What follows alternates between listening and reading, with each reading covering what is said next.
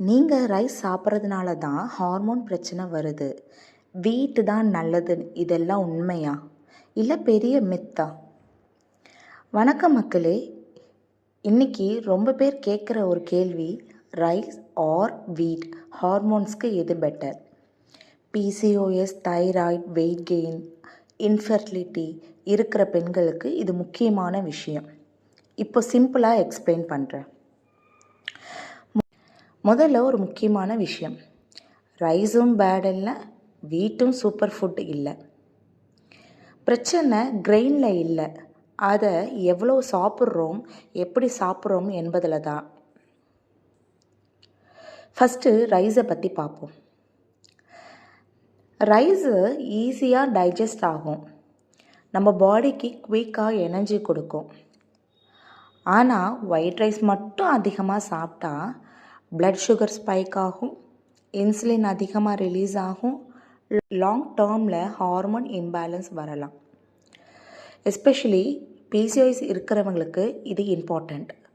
So white ரைஸ்க்கு பதிலாக parboiled rice, red rice, brown rice, millet mix நம்ம எடுத்துக்கலாம். இப்போ வீட் பற்றி பார்க்கலாம். Wheat slow digestion, blood sugar சடனாக ஸ்பைக் ஆகாது. ஆனால் இப்போ மார்க்கெட்டில் கிடைக்கிற wheat refine, maida based products, chapati, bread, biscuits, pasta இதெல்லாம் ஹார்மோன்ஸ்க்கு நல்லது இல்லை. சில பெண்களுக்கு க்ளூட்டன் சென்சிட்டிவிட்டி இருக்கும், ப்ளோட்டிங், இன்ஃப்ளமேஷன் இல்லைனா ஹார்மோன் ஸ்ட்ரெஸ் இருக்கலாம். ஹார்மோன்ஸ்க்கு பெஸ்ட் ஃபுட் என்னென்ன? ரைஸ் அவாய்ட் பண்ணணும் இல்லை, வீட் அவாய்ட் பண்ணணும் இல்லை, பேலன்ஸ் தான் முக்கியம். ஸோ உங்களுடைய பிளேட் 50% வெஜிடபிள்ஸில் நிரம்பி இருக்கணும், 25% ப்ரோட்டீன் இருக்கணும், 25% ரைஸ் இல்லைனா வீட் நீங்கள் ஆட் பண்ணலாம். இது hormone friendly plate. Overeating தான் எனிமி. ஃபைபர் அண்ட் ப்ரோட்டீன் சேர்த்து சாப்பிட்றது தான் சொல்யூஷன்.